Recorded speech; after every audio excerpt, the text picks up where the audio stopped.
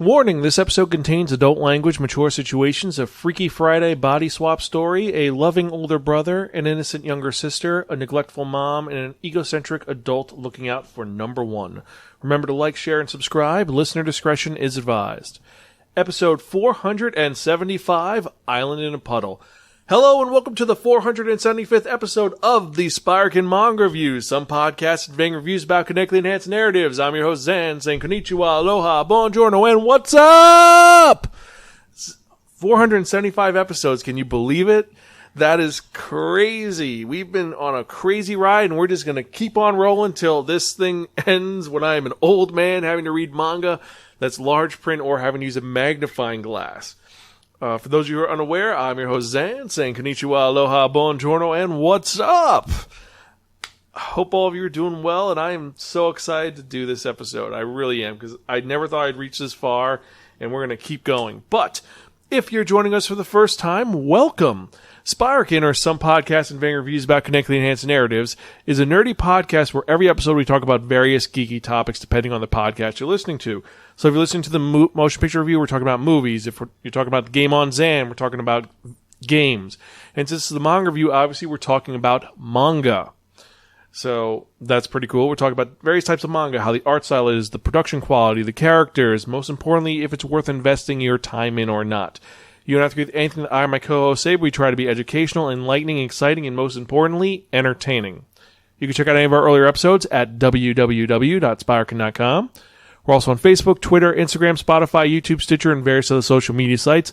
Just type in SPIRAKEN in a search bar, and I'll guarantee you'll find all of our links one way or the other. Also, remember to support our Patreon. It helps create more fun content for you to enjoy if you do enjoy listening to us. And if you have any questions or comments or concerns, you can email me personally at Zan, that's XAN, @Spiraken.com, or tweet me at Spiraken. And if you want, leave a review and rating on iTunes or Apple Music. Let us know what you think of our podcast, if you like it, if you don't like it, and what we can change. Every constructive criticism helps me craft a better podcast for you to enjoy, so hope you enjoy that. And so with that in mind, let's actually get to the review of the episode, because this is actually a really unique one. Because if you remember from that last episode, I spun that one, that only, the Wheel of Manga. And it dictated on to be that reviewing a manga that was written by Kei Sanbe and published by Kodansha, which means it's released over here by Kodansha. This was originally released in Evening Casey magazine. It is a seinen series that ran from 2019 to 2021 with 5 volumes, and it is a suspense mystery series that is known simply as Mizutamari ni Ukabu Shima, or Island in a Puddle. This is a interesting follow-up from Erased, because Kei Sanbe made Erased, and then he did this one, and it's just as unique and weird of a mystery. The story is about Minato. Now, Minato is living a very weird life. He is an elementary school student who has to take care of his little sister Nagisa, living in their apartment, which is essentially like an isolated island in the middle of the ocean. Their mom works constantly. She comes home like once every other week or every 2 weeks, leaves them money, and he's taking care of his little sister. He's a young kid. He's like in 5th grade, so he shouldn't be doing this, but he has to protect his family. The only person who actually checks in on them is Futaba, this high school girl who kind of makes sure that they eat and checks in on them, constantly wondering where their mom is. They said, oh, mom's just working. She'll be home in a couple hours, even though she doesn't show up. Mom is very neglectful. And it's kind of, things are just, they live their existence. He's doing the best he can as a big brother to keep his little sister entertained and keep her hope up. Like, he feeds her instant ramen, cooks her food, and draws her figures to play with, makes sure that she gets activities, and he tries his best he can. Like, they get bread from school. They steal the bread from school, essentially, because they have the lunch program, and he ends up giving his bread to his little sister to make sure she's okay. He is brother of the year. He loves his little sister. And it's actually the day before her birthday, and he doesn't know what to do. He's like, what am I going to do? She's not going to show up, or maybe she will. It's been about 2 weeks, so hopefully she shows up. And as they leave school, who's waiting outside of their school but their mom? And she is there and says, I'm sorry I'm late. I just had to work really hard. You're such a sweet boy, Minato. And your little sister works so hard. And we want to make sure that she's okay. And life is going to be good for both of you. And I'm going to make sure that you're going to have a great day. I'm sorry I was so gone for so long. And meanwhile, Minato's like, this is how it always is. When she's home, we're happy and she's so nice. But then she disappears. What the hell is this about? And then Mom says, hey, how about we go to the amusement park? You, me, and your sister, we have a blast. Right now, let's go. And it's going to open late tonight, and it's going to stay open late, and we're going to be good. It's a special occasion because I haven't seen you in so long. And his little sister tells the mom, can I get changed first? And she's like, sure, go ahead. It's a special occasion. And she's wearing a dress that her mom bought for her last year, which is a little too small, but it's her favorite clothes because otherwise she wears her big brother's hand-me-downs. I know, this is super depressing so far. Don't worry, it's going to get more weird. So after a fun day of them hanging out, having snacks, and how she can't go to hang out with them, and her explain to Minato how things should be settled down soon, life's going to be good, she ends up giving her son a ton of money, like 60,000 yen, which is about $60. And that's essentially their food for the next week or so, give or take. And then she tells them, why don't you go ride the Ferris wheel? I'm afraid of heights, but you go on. It'll be fun you to ride together. And I'm going to wave at you while you're waving at me. If you're cynical like I am, you know exactly where this is going. So they end up going up there, and he figures out that whenever Mom gives him money, that means she's going to leave in a couple of minutes. And they're watching her wave, and then she ends up mouthing goodbye and just leaves them in the Ferris wheel at the top. Mother of the year, right? However, as they reach the top and they're saying, Mom, what are you doing? What are you doing? A lightning bolt strikes the Ferris wheel. And as this happens, Minato does what any good brother would do. He ends up protecting his little sister, hugs her, and then when he closes his eyes, opens them after another flash, he's not holding his little sister. There's a woman on the bottom of the Ferris wheel car, dead. He kind of freaks out, looks left, looks right, looks at his reflection. It's not his reflection. It's an older guy who has a very menacing face. Turns out that the same day that all this happened, a criminal named Tomohito got screwed over in a job. Their job was simple. They're going to break into a safe house, steal money. That's it. One of the 4 people that was involved screwed all of them over.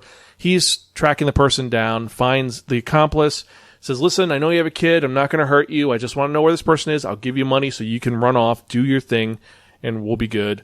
We'll talk on the Ferris wheel and it'll work. Goes up there. He kills the girl who's the accomplice after getting her phone and her information. Lightning strikes and they switch bodies. So now Minato is stuck in the body of a criminal who the Yakuza is after and wants to kill because they owes him money. And he has a dead body in front of him. And meanwhile, Tomohito's in the body of Minato, a young boy who has his full life ahead of him. As long as he can get rid of that pesky little sister who's bothering him, his life will be good. And this is what the story is about. It's about a young man who is stuck in a very perilous situation, and how is he going to deal with it, and the evil person who's in his body now. What's going to happen? Are they going to be able to fix it? Are they going to do things? Well, as it goes on, you see that they're both very intelligent and very opportunistic in their ways. For example, Minato, realizing this has happened, and he's dealt with situations with his mom, he grabs the body, puts it on his shoulders, and they said, oh, is she okay? He's like, she's drunk. He's kind of wobbling because he doesn't know how to, he's now tall, so it's kind of weird.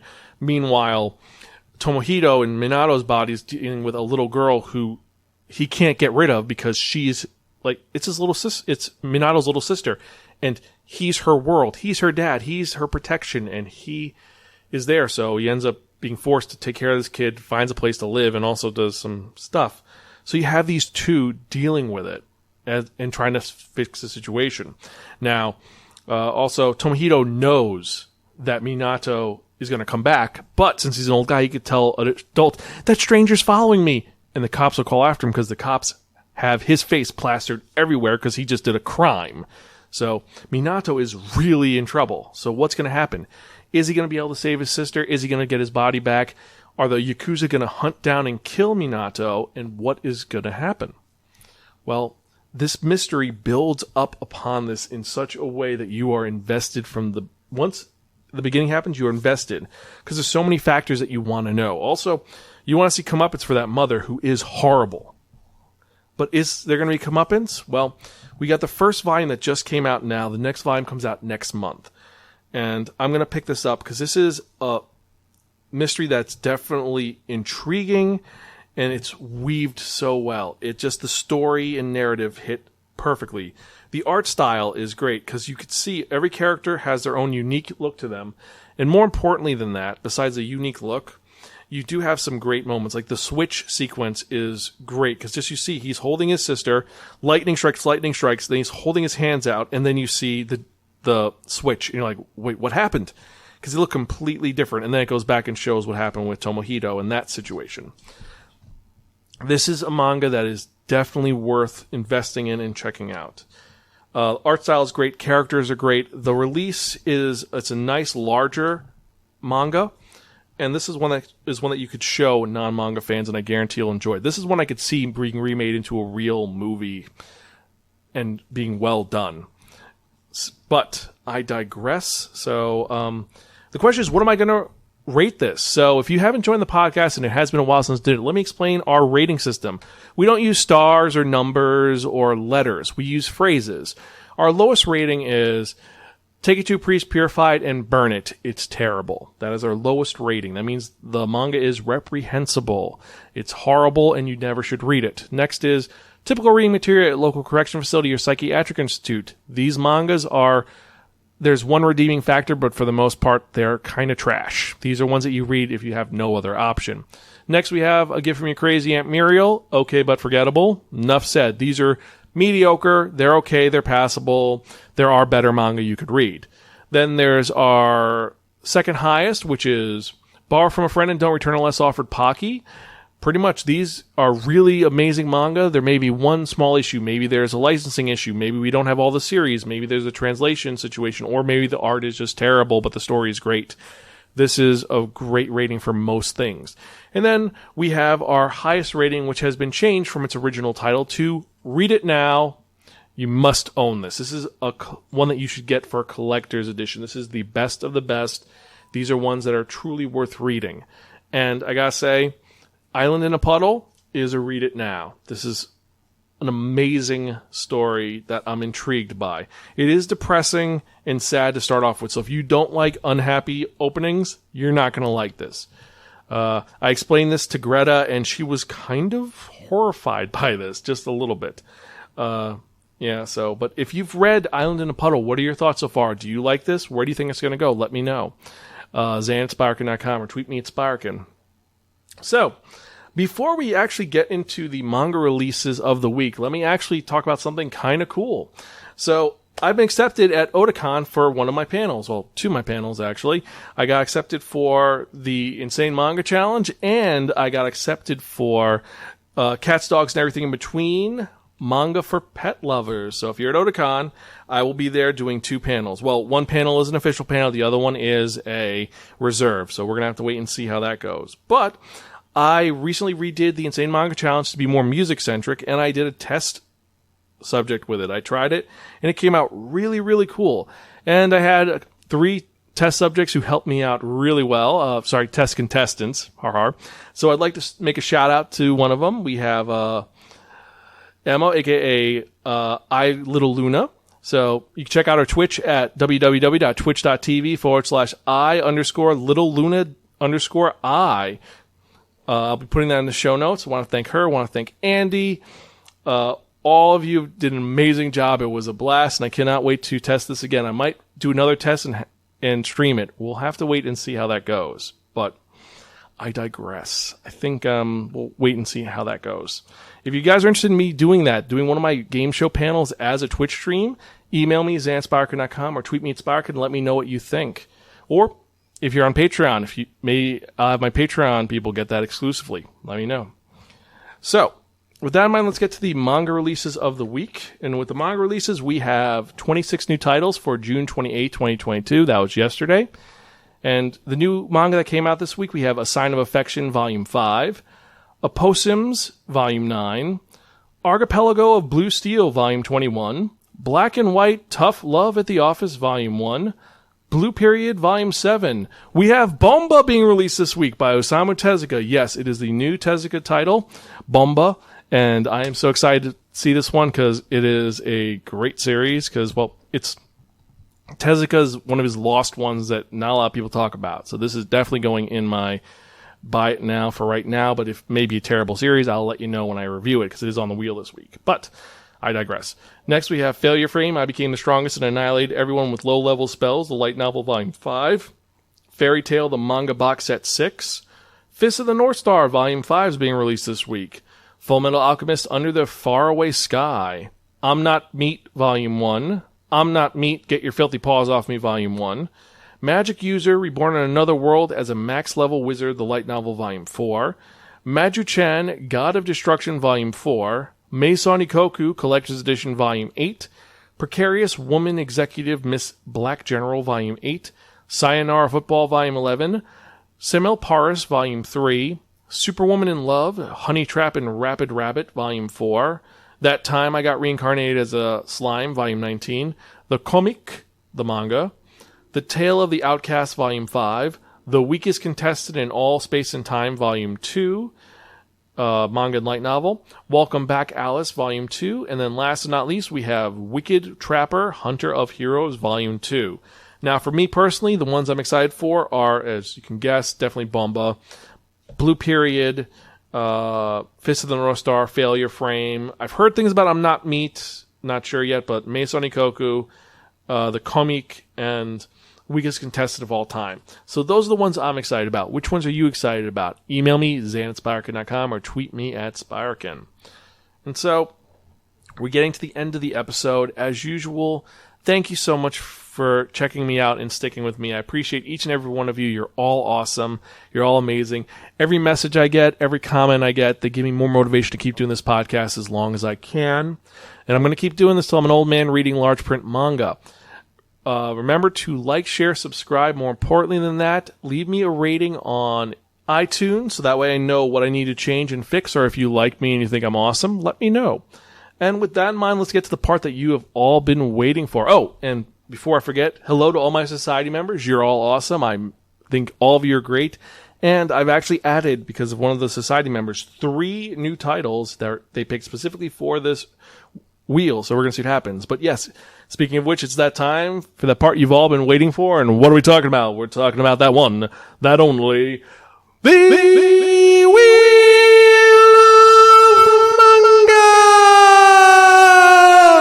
Yes, friends, the Wheel of Manga, except no substitute. Now, what is the Wheel of Manga? The Wheel of Manga is a Wheel of Fortune with 10 slots on it. What I've done is I've assigned a manga title to each of the 10 slots. So we're going to spin this Wheel of Manga. Whatever number it lands on, that's what we're going to review in the next episode of the Spiraken Manga Review, episode 476. That is 24 away from episode 500. And I've got to say, I'm excited for that, and that's going to be coming out this Friday. So we're going to spin and see what's going to happen with that. So who's excited? I know I am.